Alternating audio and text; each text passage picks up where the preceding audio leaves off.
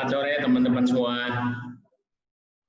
Dari ruang Institut Harkat Negeri, kita coba membahas beberapa kebijakan publik yang baik yang sedang dirancang oleh pemerintah maupun yang sedang akan dilaksanakan agar publik memahami kira-kira seperti apa arah kebijakan tersebut dan hal-hal apa yang perlu kita lihat perkembangannya agar kebijakan yang diambil pemerintah itu memang bermanfaat bagi masyarakat dan masyarakat bisa mengawasi pelaksanaannya. Ini penting karena setiap kebijakan pemerintah adalah pasti menggunakan uang rakyat dan pasti akan berdampak pada masyarakat. Publik lalu saya 32 tahun di dalam kekuasaan, di dalam pemerintahan, jadi saya paham betul bagaimana merancang kebijakan dalam pemerintahan. Yang problem sekarang adalah bahwa seakan-akan kebijakan publik itu adalah hanya milik pemerintah dan publik seakan-akan hanya boleh menerima kebijakan tersebut. Istilahnya samina wa ta'na, apapun yang dilaksanakan adalah yang terbaik, padahal sebenarnya kebijakan publik itu adalah kebijakan yang harus dibahas di ruang publik sehingga publik memahami apa latar belakang dan apa tujuan kebijakan tersebut. Hari ini silakan dimunculin ini ya, bahan kuliahnya. Hari ini saya akan mencoba membahas dari ruang Institut Harkat Negeri. Saya akan mencoba bagaimana analisis program pemulihan ekonomi nasional.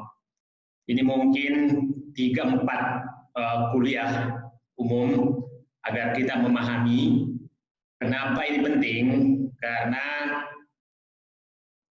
anggaran yang digunakan untuk program pemulihan ekonomi nasional ini adalah mencapai ratusan triliun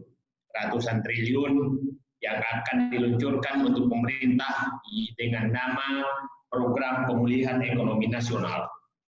Nah, karena ratusan triliun dan kita tahu sumber pembiayaannya, saya pikir publik sudah paham betul bahwa sebagian besar atau mungkin seluruhnya berasal dari utang yang diterbitkan oleh pemerintah dengan berbagai bentuk. Nah, karena tahun 2020 seperti kita ketahui, pemerintah sudah merencanakan utang sekitar lebih dari 1.000 triliun untuk mengantisipasi COVID, dan sebagian besar adalah digunakan untuk pemulihan ekonomi nasional.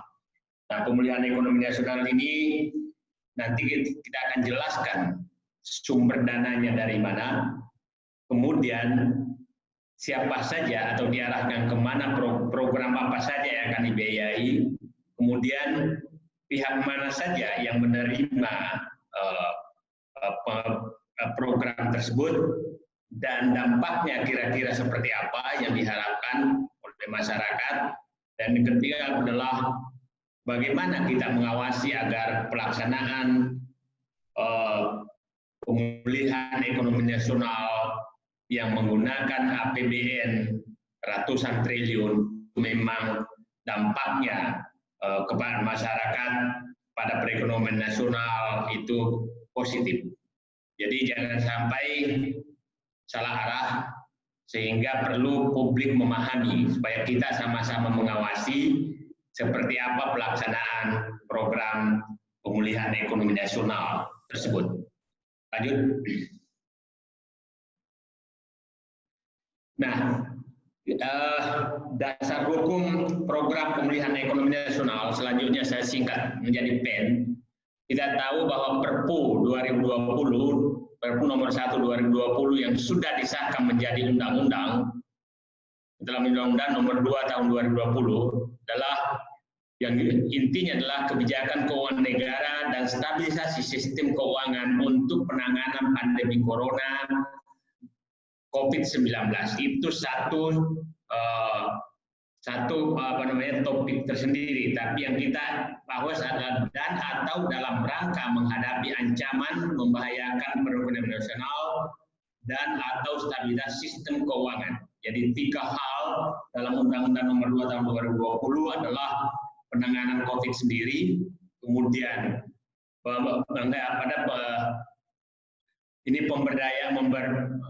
adalah pemulihan ekonomi menghadapi ancaman yang membahayakan perekonomian nasional dan atau stabilitas sistem keuangan. Jadi itu kira-kira amanat dari Undang-Undang Nomor 2 Tahun 2020.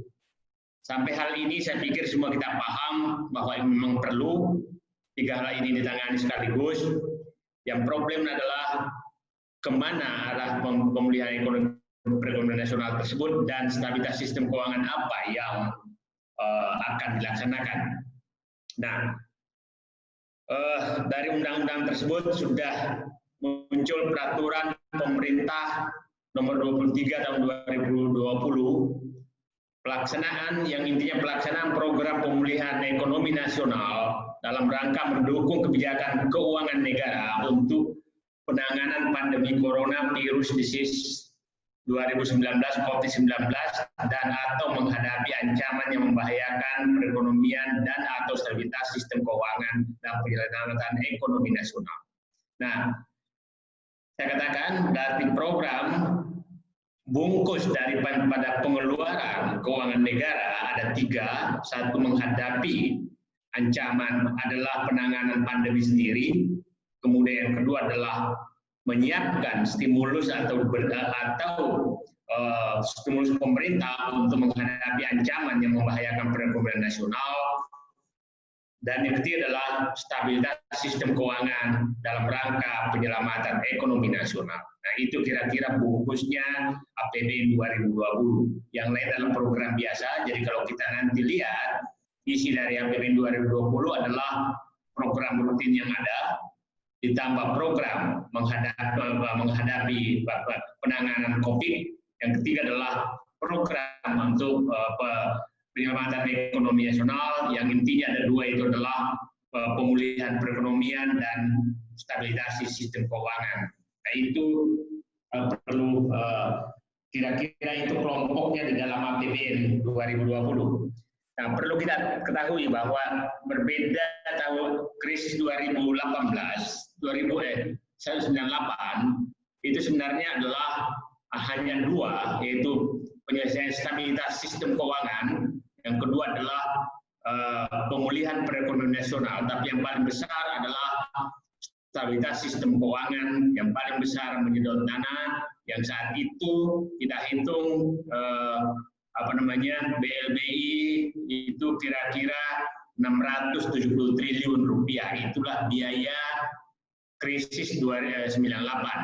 Kalau kita lihat sekarang, ini kita belum tahu berapa biaya yang dibutuhkan menghadapi krisis COVID-19 karena sesuai dengan Perpu Undang-Undang Nomor 2 2020 ini itu diperkirakan penanganan ini sampai 2021, jadi 3 tahun APBN. Nah, perkiraan di dalam 2020 ini mungkin sudah sekitar mendekati 800 triliun dana yang disiapkan untuk menangani krisis. Yang kita tahu bahwa untuk COVID itu 400-an triliun, tapi sistem pemulihan perekonomian nasional PEN itu ada ratusan triliun juga, kira-kira total sekarang 400 triliun, tapi bisa saja bertambah. Kenapa bisa bertambah? Karena di dalam Undang-Undang Nomor 2 Tahun 2020 defisit APBN itu diperkirakan dibuka sampai di atas 3%, dan awalnya defisit hanya diperkirakan 5 triliun, tapi beberapa bulan kemudian sekarang sudah di atas 6%, bukan 5,03%,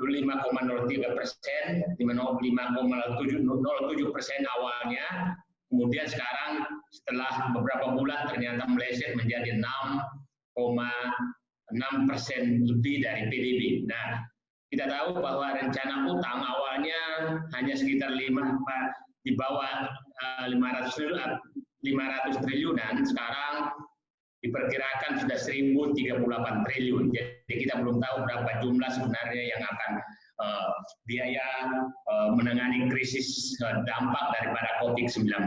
Lanjut.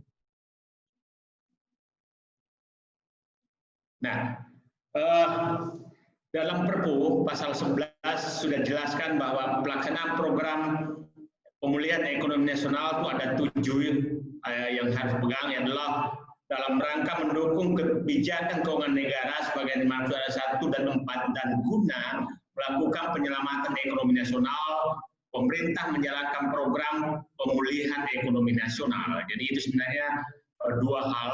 Nah, programnya dibungkus namanya program pemulihan ekonomi nasional, program PEN. Program yang dimaksud sebagaimana ayat 1 bertujuan untuk melindungi, mempertahankan, meningkatkan kemampuan ekonomi para pelaku usaha dan dari sektor real dan sektor keuangan dalam menjalankan usahanya. Yang ketiga adalah program pemulihan ekonomi nasional sebagai dimaksud pada ayat 1 dan ayat 2 dapat dilaksanakan melalui, ini yang penting, penyertaan modal negara, penempatan dana dan atau investasi pemerintah dan atau kegiatan penjaminan dalam skema yang ditetapkan oleh pemerintah. Jadi bentuk daripada program PEN ini adalah penyertaan modal negara, penempatan dana dan atau investasi pemerintah, jadi pemerintah boleh melakukan investasi atau menempatkan dana, kegiatan penjaminan dengan skema yang disiapkan oleh pemerintah. Jadi tadi penempatan dana dan atau investasi, saya ulangi, 1 adalah penyertaan modal, kemudian penempatan dana, ketiga investasi pemerintah, dan kegiatan penjaminan. Itu kira-kira 4 bentuk daripada program PEN, program pemulihan ekonomi nasional. Itu kelompok pengeluarannya. Penyertaan modal negara sebagaimana dimaksud pada ayat 3 dilakukan melalui badan usaha milik negara yang ditunjuk. Saya pikir ini benar bahwa jangan sampai pemerintah melakukan penyertaan modal di swasta. Saya pikir sudah dibatasi dan benar bahwa hanya untuk melalui BUMN. Jadi program pertama BUMN hanya BUMN. Yang kelima, penempatan modal dan atau investasi pemerintah sebagaimana diatur ayat 3 dapat dilakukan langsung oleh pemerintah dan atau lembaga keuangan, manajer investasi dan atau lembaga lainnya. Jadi pemerintah bisa langsung, tapi bisa melalui lembaga keuangan. Lembaga keuangan ini bisa perbankan, bisa non perbankan. Kemudian manajer investasi. Di manajer investasi adalah biasanya pihak-pihak yang menjadi agen investasi. Nah, ini yang perlu diawasi manajer investasi. Siapa saja manajer investasi yang boleh melakukan menjadi ini pemerintah terhadap menjalankan PEN atau lembaga lain yang ditunjuk, pemerintah yang menunjuk. Nah, saya pikir 4-empatnya ini pemerintah juga akan menunjuk, jadi lembaga keuangan, manajer investasi dan lembaga lain yang ditunjuk itu pemerintah yang menunjuk. Nah, skema penjaminan sebagaimana pada ayat 3 dapat dilaksanakan langsung oleh pemerintah dan atau melalui satu atau berapa badan usaha penjaminan yang ditunjuk. Jadi pemerintah boleh melakukan langsung melakukannya atau menunjuk lembaga lain. Pelaksanaan program pemulihan ekonomi nasional diatur lebih lanjut oleh peraturan pemerintah. Jadi peraturan ini dalam undang-undang ini adalah dalam Perpu dalam Undang-Undang Nomor 2 Tahun 2020 sudah dijelaskan, tapi jadi kita tahu bahwa yang perlu kita awasi semua bagaimana mekanisme penyertaan modal negara, siapa saja yang mendapatkan, kenapa mendapatkan, tujuannya apa, dampaknya seperti apa. Yang kedua, penempatan dana dan atau investasi pemerintah kemana saja ditempatkan dana tersebut, berapa jumlahnya, apa dampaknya diharapkan. Karena jangan sampai ada free rider yang bermain di situ untuk mendapatkan dana pemulihan ekonomi nasional untuk menempatkan investasi pemerintah dan atau kegiatan penjaminan. Penjaminan ini kita tahu siapa saja yang berhak mendapatkan penjaminan, perusahaan mana saja yang mendapatkan penjaminan. Jangan sampai hanya orang yang bisa dekat dengan pengambil keputusan yang mendapatkan kegiatan penjaminan dari anggaran pemulihan ekonomi nasional yang jumlahnya ratusan triliun. Lanjut. Nah, ini ketentuan umum dalam PP tentang pemulihan ekonomi nasional (PEN). Perencanaan modal negara yang selanjutnya disingkat PMN adalah pemisahan kekayaan negara dari anggaran pendapatan dan belanja negara dan penetapan cadangan perusahaan atau sumber lain untuk dijadikan sebagai modal badan usaha milik negara dan atau perseroan terbatas lainnya yang dikelola oleh korporasi. Nah, tidak tahu bahwa dalam definisinya ada menyatakan dan atau perseroan terbatas lainnya. Nah, ini tapi tadi di undang-undang sudah dibatasi hanya badan usaha milik negara. Nah, problem sekarang adalah bahwa perseroan terbatas lainnya, PT. Nah, kalau persero dan atau perseroan dan lainnya, kalau persero itu pasti BUMN. Yang problem di confuse nanti di BUMN itu adalah bahwa yang dimaksud badan usaha milik negara yang boleh mendapatkan penyertaan modal negara adalah badan usaha BUMN yang sahamnya mayoritas dimiliki oleh pemerintah secara langsung, yaitu minimal 51%, itu yang dianggap BUMN. Sementara perusahaan yang anak perusahaan di dalam undang-undang BUMN tidak dianggap lagi BUMN. Sebagai contoh, umpamanya yang baru saja dibentuk holding Inalum, awalnya Aneka Tambang, Bukit Asam, kemudian Inalum sendiri, kemudian PT Timah, kemudian Antam, itu adalah masing-masing BUMN. Tapi setelah dibentuk holding, maka Bukit Asam, Antam, dan Timah menjadi anak perusahaan. Itu bukan lagi BUMN. Tapi saya pikir nanti akan diatur bahwa anak perusahaan juga boleh mendapatkan. Nah, kelompok kedua adalah penempatan, jadi saya ulangi, penyertaan modal negara hanya untuk BUMN. Itu dalam perpunya. Penyertaan BUMN dalam hal ini sepertinya diperluas termasuk anak perusahaan BUMN. Sepertinya diperluas. Dua adalah penempatan dana adalah kegiatan dilakukan oleh pemerintah dengan menempatkan sejumlah dana pada bank umum tertentu dengan bunga tertentu. Jadi sudah jelas bahwa penempatan dana ini adalah pemerintah menempatkan dana di bank umum, bisa BUMN, bisa non BUMN, dengan bunga tertentu. Itu namanya penempatan dana. Nah, penempatan dana ini biasanya itu adalah pemerintah akan bisa dapat untung, bisa dapat untung, bukan untung dalam hal komersil, tapi minimal tidak rugi. Kalau ada bunganya, maka penghasilan bunganya, bunga dengan lembaga pada bank umum tersebut, umpamanya bank umum dikasih bunga ya 5%, bank umum meminjamkan 7%, maka 5% itu masuk menjadi pendapatan negara. Tapi kita belum tahu detailnya apakah pemerintah akan mengambil keuntungan dari penempatan dana tersebut atau bahwa itu betul-betul adalah stimulus dari pemerintah, sehingga bisa saja kita nggak tahu apakah nanti pemerintah tidak ada bunga, dan umpamanya ada dana 100 triliun ditempatkan di bank sekian tahun dipakai, dan itu akan dikembalikan bank itu kepada pemerintah berapa tahun kemudian tanpa bunga. Bisa juga seperti itu, bisa juga diberikan bunga, karena dalam hal ini belum dengan bunga tertentu tuh bisa 0 sampai sekian persen, itu nah. Tapi di berbagai negara lain Itu rata-rata bunganya tidak ada, tapi saya agak pesimis kalau ini bunganya tidak ada karena sumber daripada pembiayaan PEN ini bersumber daripada utang, dan sebagian besar utang itu mengambil bunga di sekitar 6% kalau SUN, di atas 6% kalau SUN, surat utang negara. Itu kita seperti kita ketahui bahwa kita salah satu negara yang bunga utangnya tertinggi di dunia dibanding negara-negara lain.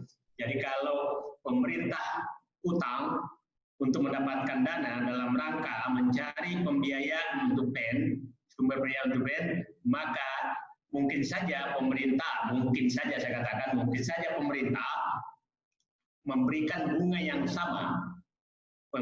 Apabila umpamanya dapat bunga dengan 6 atau 7% dari utang yang dari utang, maka dia teruskan itu kepada bank umum untuk bahwa bunganya juga sedemikian rupa. Bank umum mungkin dikasih margin, kemudian bank umum meminjamkan kepada pihak ketiga yang membutuhkan dana pemulihan ekonomi. Tapi kalau itu terjadi maka pemulihannya mungkin agak lambat. Kita tunggu nanti seperti apa pemerintah, apakah mau mengambil risiko semua atau tidak.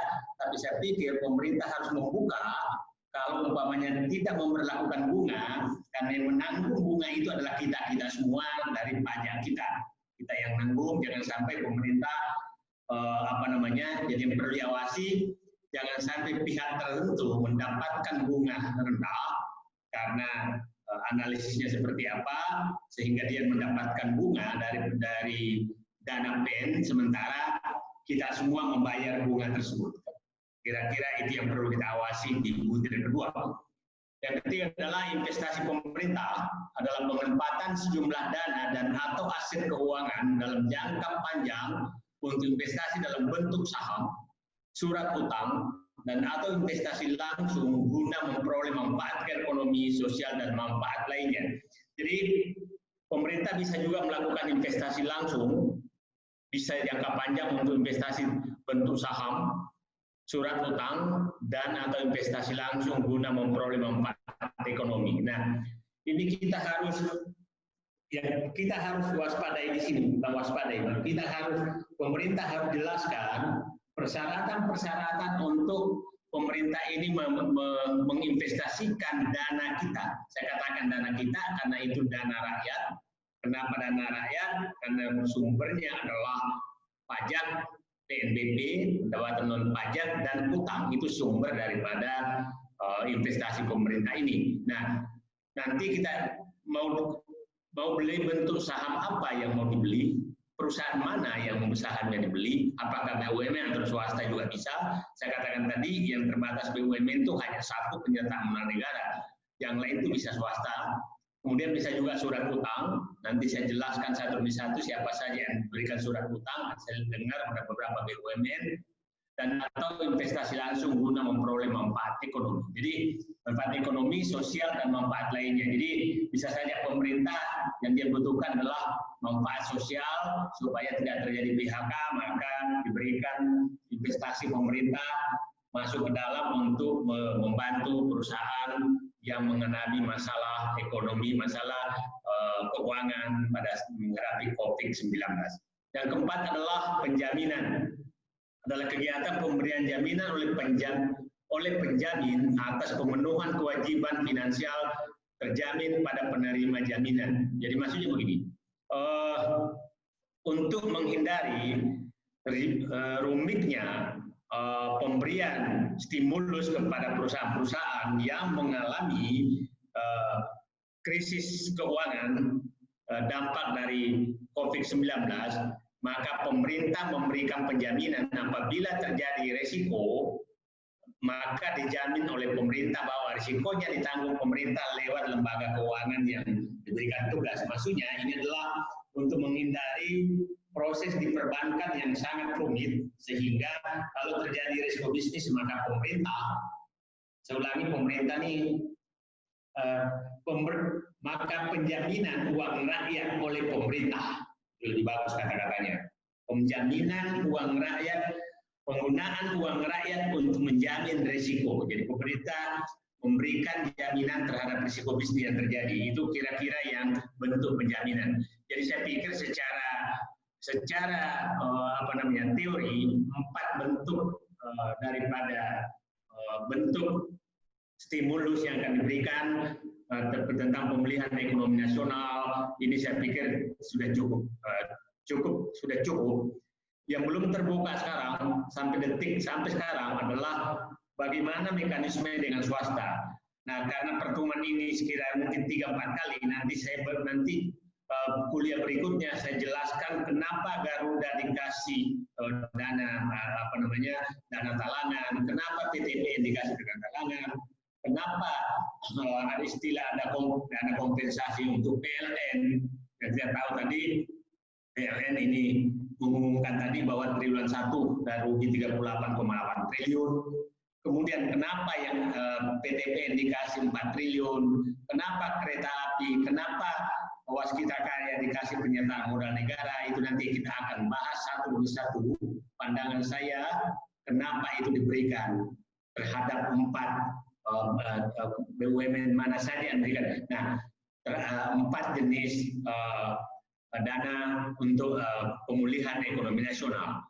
Kita tunggu nanti swasta seperti apa yang akan mendapatkan dana dari rakyat melalui pemerintah, kebanyakan pemerintah untuk pemulihan ekonomi nasional. Lanjut. Nah, ini kita lihat bagaimana uraian rinci daripada penyertaan modal negara dan investasi pemerintah.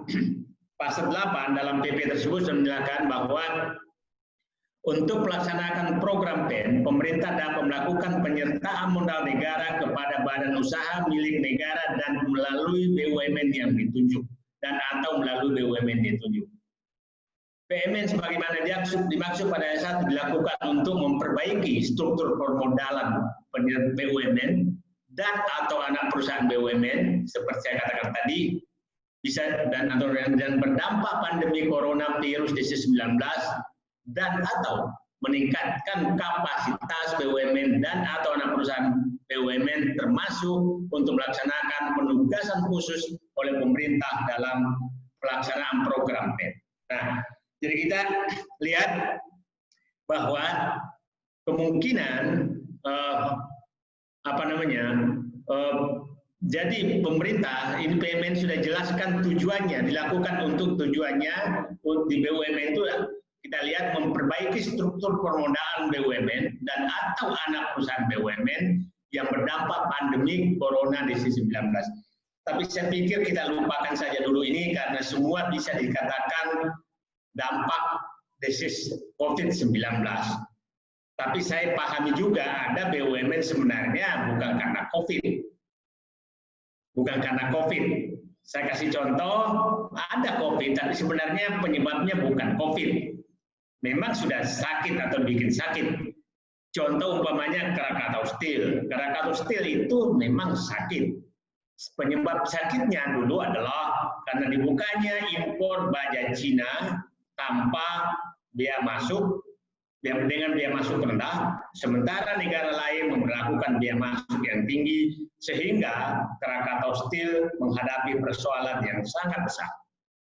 Nah, diperparah dengan masuk terjadinya COVID sehingga permintaan baja berkurang. Nah, contoh-contoh seperti itu ya itu pasti perdebatan, tapi pilihannya adalah ya memang kalau tidak dikasih penyertaan modal negara atau bantuan maka itu menjadi persoalan. Nah, demikian juga nanti Garuda nanti saya jelaskan tersendiri, demikian juga Waskita Karya dan lain-lain. Nah, kalau tidak salah angka untuk BUMN untuk PEN itu ini kan sekitar 152 triliun. Itu angka cukup sangat besar. Sangat besar. Kita tahu bahwa laba BUMN itu per tahun seluruh BUMN sekarang mungkin hanya sekitar 170 triliun.